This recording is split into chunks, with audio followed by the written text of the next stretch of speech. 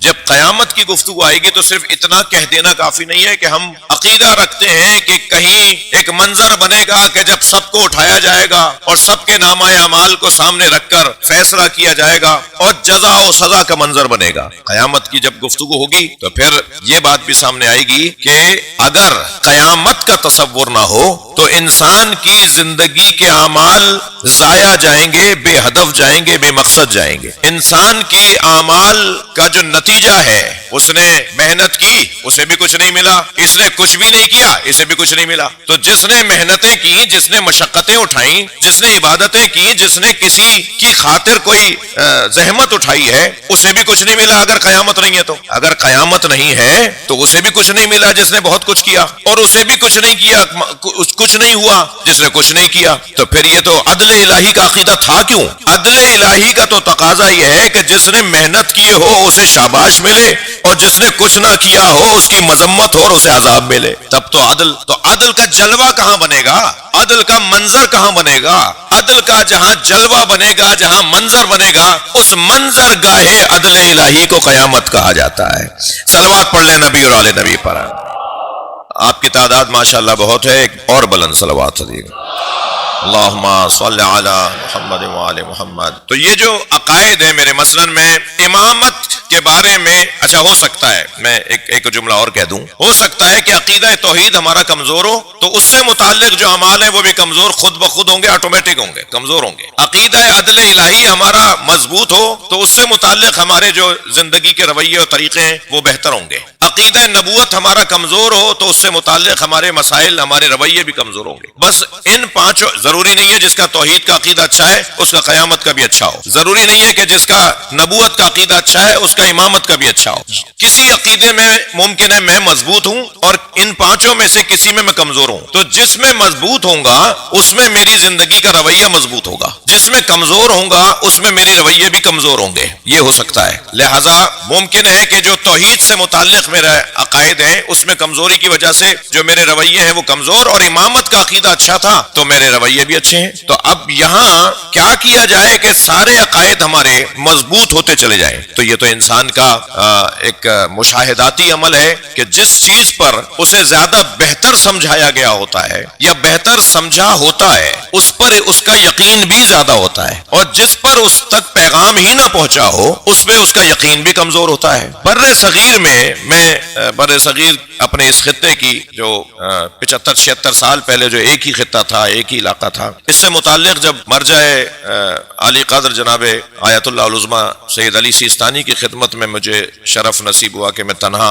خصوصی ملاقات میں ان کے ساتھ بیٹھوں، تو میں نے ان سے نصیحت طلب کی کہ کیونکہ مولا کا حکم ہے کہ جب اپنے سے کسی بڑے کے پاس جاؤ تو اسے کہو کہ آئز نہیں، مجھے نصیحت کریں، مجھے سمجھائیں، کچھ مجھے سمجھائیں، یہ مولا کا حکم ہے. تو میں نے ان سے کہا کہ جی مجھے نصیحت کریں. تو مجھے انہوں نے 3 نصیحتیں کی جو 2 میرے اس وقت کے مضمون میں نہیں ہیں، مگر ایک نصیحت جو اس وقت کے مضمون میں عرض کرتا ہوں. مجھ سے انہوں نے فرمایا کہ ہم عراق اور ایران والے 100 سال پہلے، انہوں نے کہا 80 سال پہلے، 80 سال پہلے، 80 اور اس سے زیادہ پہلے، ہم عراق اور ایران والے بر صغیر کے علماء کو کچھ موضوعات میں خط لکھتے تھے اور ہمارے علمی مسائل کو وہاں سے حل کیا جاتا تھا.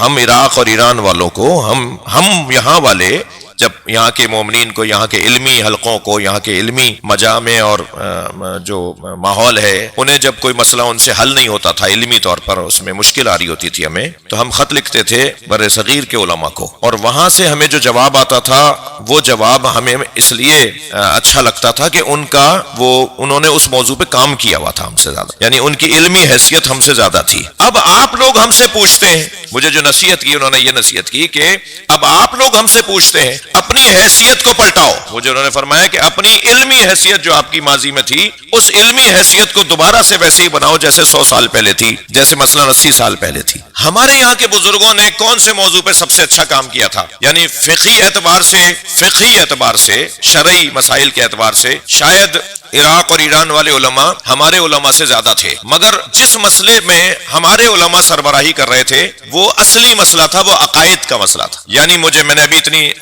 پون گھنٹے کی تقریر آپ کے سامنے 30 منٹ کی کر لی کہ عقائد پس منظر میں ہیں اور اعمال سر منظر ہیں. یعنی اصلی چیز کون سی ہے؟ اصلی چیز عقائد ہے. تو عقائد میں ہمارے علماء نے ان لوگوں سے زیادہ محنت کی ہوئی تھی. وجہ کیا تھی؟ کیوں ایسا تھا؟ عراق ایران والوں سے زیادہ ہمارے والوں کے قرآن اور حدیث کی روشنی میں عقائد زیادہ مضبوط علمی طور پہ ثابت شدہ کیوں تھے؟ اس کی وجہ یہ کہ یہاں ادیان و مکاتب کی بھرمار ہے. اس خطے میں ادیان و مکاتب کی بھرمار ہے. ہر گلی میں ایک دین ہے. شاید ہمارے طرف تھوڑا سا کم ہو جہاں اس وقت ہمیں، لیکن بر صغیر کا 70% حصہ تو بنگلہ دیش اور ہندوستان ہے نا. 70% اس خطے کا اگر رقبہ لگائیں گے تو ہم تو 30% لوگ ہیں. 70% کا جو ایریا اس وقت بھی ہے وہاں ہر گلی میں ایک دین ہے، ہر گلی میں ایک مذہب ہے. مذہبوں کی اور ادیان کی یہ پورا خطہ فیکٹری ہے. معاف کیجیے گا مجھے. یہاں ہر کچھ مدت کے بعد ایک دین سامنے آتا تھا اور اب بھی کچھ ایسا ہی ہے. ایسے میں توجہ چاہوں گا، ایسے میں اگر کوئی اہل بیت کا پیغام سمجھانے میں کامیاب ہو جائے، بھائی ایسے ہی ہزاروں کے ہزار 10 لاکھ تو خواجہ معین الدین چشتی نے مسلمان بنائے. صلوات پڑھے ذرا محمد و آل محمد. یہ حضرت شہباز قلندر یہاں کیوں آئے؟ شاہ عبداللطیف بھٹائی نے یہاں کیوں ایسا کام کیا؟ وہاں خواجہ معین الدین چشتی، غریب نواز، ان جو اولیاء الہی نے محنتیں کی، اس سے پیچھے انہی کے ساتھ جو فقہا، مثلا یہ اچ شریف والے سید جلال جو ہے گل سرخ بخاری رحمۃ اللہ علیہ، خاص طور پہ نقوی سادات بخاری سادات کے موری سے اعلیٰ، انہوں نے لاکھوں لوگوں کو یہاں مسلمان کیا. اور ان کی کتابیں اگر آپ اٹھا کر دیکھیں، شاہ لطیف بھٹائی کا اگر آپ کلام اٹھا کر دیکھیں اور آپ قلندر کے جو نظمیں ہیں انہیں آپ اٹھا کر دیکھیں، معین الدین چشتی رحمت اللہ کے اشعار کو دیکھیں، خود شاہ لطیف کے اشعار کو دیکھیں، یہ لوگ مجتہدین تھے، مفسران قرآن تھے یہ لوگ. یعنی ان کے اشعار میں پورے سوروں کی تفسیریں ہیں. یہ آیات کو نظم کرتے تھے. میں نے حضرت سید جلال اس شریف میں جو جن کا مزار ہے گل سرخ بخاری رحمۃ اللہ علیہ، ان کا میں نے ان کے سجادہ نشین سے ان کی ایک تحریر میں نے دیکھی، وہ عربی میں تحریر ہے. ایک کتاب ان کی پوری فارسی میں ہے. الحمدللہ کوئی 40-42 سال سے اس رستے کا راہی ہوں. اس کتاب کو سمجھنے کے لیے مجھے کسی مجتہد کے پاس جانا پڑے گا. اس وقت جو ہمارے مجتہدین ہیں، سید جلال کی وہ کتابیں جو میں نے ان کی جو ہے وہ خانقاہ پر اور ان کی جو ان کے اوطاق ہے اس پہ جب بیٹھ کر میں نے دیکھی تو 4-6 صفحے ادھر سے، پھر 8-10 صفحے پلٹ کے ادھر سے مختلف صفحوں کو میں نے جب دیکھا تو میں یہ کہہ کر اس بات کا اقرار کر کے وہاں سے اٹھا کہ مجھے یہ عبارت سمجھنے کے لیے کسی مجتہد کے پاس جانا پڑے گا. کوئی مجتہد مجھے یہ عبارت سمجھائے گا. یہ عربی اور یہ فارسی کی عبارتیں، انتہا درجے کا فلسفہ، گہری گفتگو، گہری تحریریں. یہ پڑھے لکھے لوگ، بڑے علمی سطح کے لوگ، اور انہوں نے وہ علمی مقام رکھنے کے ساتھ جب یہاں آ کر تبلیغ کی ہے تو لاکھوں لوگوں کو مسلمان بنایا ہے، ہزاروں لوگوں کو باکردار بنایا ہے. اور پھر ان کی وجہ سے اس خطے کے اندر اللہ سمجھ میں آیا لوگوں کو، اور رسول سمجھ میں آئے، اور علی سمجھ میں آئے. صلوات پڑھ لیں محمد و آل محمد.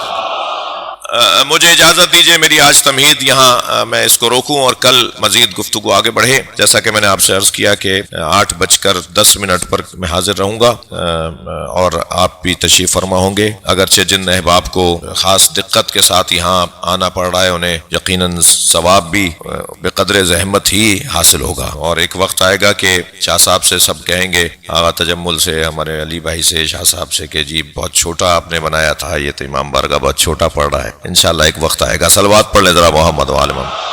اللہ نے ہمارے اوپر جنہیں حاکم اور ناظر قرار دیا ہے، ہماری فکری اور ذہنی انتشار سے ہمیں تمرکز کی طرف جن ہستیوں نے پہنچایا ہے، ہمارے بار بار پریشان خیالات کو تشفی جن ہستیوں نے عطا کی ہے، انہوں نے تشفی عطا کرنے کے جو طریقے اپنائے ان میں سے ایک طریقہ ان کا اس نظریے پر قربان ہو جانا ہے. وہ اس نظریے پہ قربان ہو گئے. انہوں نے یہ نظریہ جسے ہمیں اپنی تقریروں، اپنے بیانات اور اپنے احادیث کی صورت میں سمجھایا تھا، اس نظریے پر انہوں نے اپنی جان بھی دی ہے. اور جان انسان جس چیز پہ دیتا ہے وہ یقیناً وہ چیز ہوتی ہے جس پہ اسے یقین ہوتا ہے. اور یقین اگر انہیں اپنے ہی عقیدے پہ نہ ہو، کسی کو اگر اپنے ہی عقیدے پہ یقین نہ ہو تو کسی اور کو وہ اپنا عقیدہ سمجھا نہیں سکتا. لہذا اس گھرانے نے اپنے عقیدے پر، اپنے پیغام پر، اپنے بیان پر، اپنی حدیثوں پر جو انہوں نے فرمایا تھا اس پہ اپنی جان دی ہے.